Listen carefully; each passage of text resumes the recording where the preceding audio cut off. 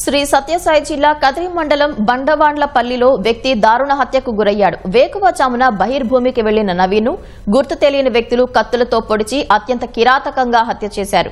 2 ఏళ్ల కిందట నవీన్ భార్య బలవన్మరణానికి పాల్పడింది.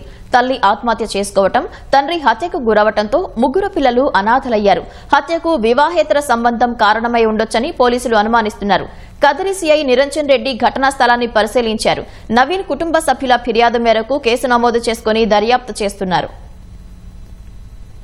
కదిరి రూరల్ మండలం బండవాండ్లపల్లి గ్రామంలో నవీన్ అనే వ్యక్తిని గ్రామ శివారులో హత్య చేశారని రాబడిన సమాచారం మేరకు ఇక్కడికి రావడం జరిగింది.